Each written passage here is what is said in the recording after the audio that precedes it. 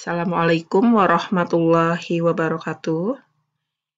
Ini adalah konten pertama saya. Kali ini kita akan berdiskusi mengenai pemrograman visual menggunakan visualbasic.net. Sebelumnya, Anda dapat mengunduh materi maupun modul praktikum pada website saya di tiastamimi.com. Silahkan ketikkan pada browser alamatnya tias-tamimi.com, kemudian pada menu belajar mengajar, submenu materi kuliah, Anda dapat membaca beberapa postingan yang sudah ada. Silahkan download pada postingan pemrograman visual 2020-2021. Download setiap pokok pembahasan yang ada pada link. Pada pembahasan kali ini, kita akan mengacu pada materi atau modul praktikum 1 pemrograman visual TIAS PV 2020. Silahkan Anda download pada buttonnya. Kita akan melakukan praktikum bagaimana menjalankan Visual Studio 2012 Express for Desktop. Kemudian nanti kita akan membuat project baru sampai dengan cara menyimpan projectnya. Baik, langsung saja kita jalankan program Visual Studio-nya. Kali ini saya menggunakan Visual Studio Express 2012 for Windows Desktop.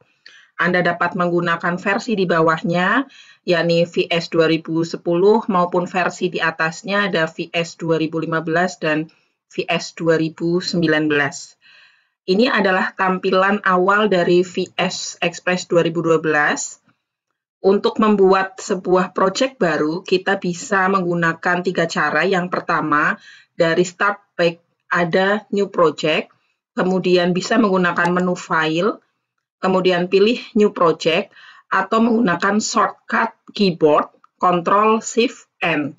Baik, kita pilih dari menu File saja, klik New Project. Ini adalah jendela New Project. Kita dapat mengatur project yang akan kita buat di sini. Bisa dilihat, Visual Studio 2012 mengcover 3 bahasa pemrograman. Yang pertama ada Visual Basic, yang kedua ada Visual C#, dan yang ketiga ada Visual C++.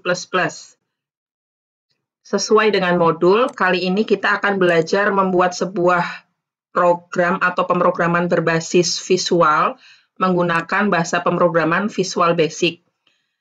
Template yang akan kita gunakan adalah Windows Form Application.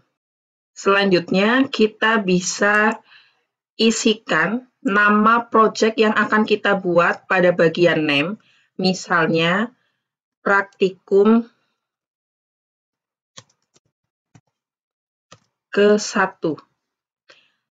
Pada bagian location, kita dapat mengatur folder penyimpanan dari project kita. Kita bisa atur tadi dari tombol browse, kita atur tempatnya di mana. Selanjutnya ada solution name. Solution name ini biasanya akan mengikuti nama dari project-nya. Anda bisa merubah solution name atau membiarkan saja, tidak masalah, sama seperti dengan name-nya. Kita klik tombol OK. Baik, ini adalah tampilan Integrated Development Environment atau IDE dari Visual Studio. Pada bagian atas di sini ada title bar. Title bar ini merupakan judul project atau solution name yang tadi teman-teman buat. Di bawahnya ada menu bar berisi menu-menu standar dari Visual Basic. Kemudian ada toolbar. Ini toolbar semacam perintah dalam bentuk icon yang mempresentasikan perintah-perintah yang ada pada menu barnya. Selanjutnya, ada toolbox di sini. Toolbox ini adalah daftar kontrol yang ditambahkan ke dalam program sebagai interface.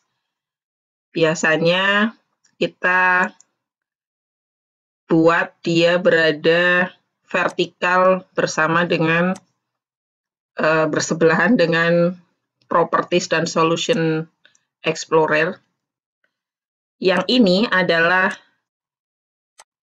form desainnya, gitu. Ini digunakan untuk apa? Mengedit tampilan formnya. Kemudian mengatur posisi kontrol-kontrol yang akan digunakan pada form. Ini bagian Solution Explorer, digunakan untuk mengolah file dan project yang sudah kita setting sebelumnya atau kita sedang buat.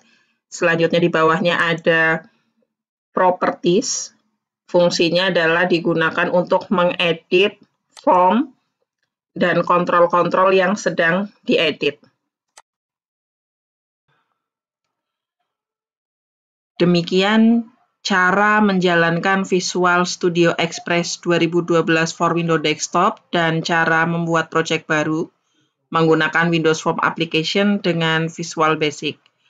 Untuk praktikum selanjutnya dapat Anda lihat pada video part berikutnya.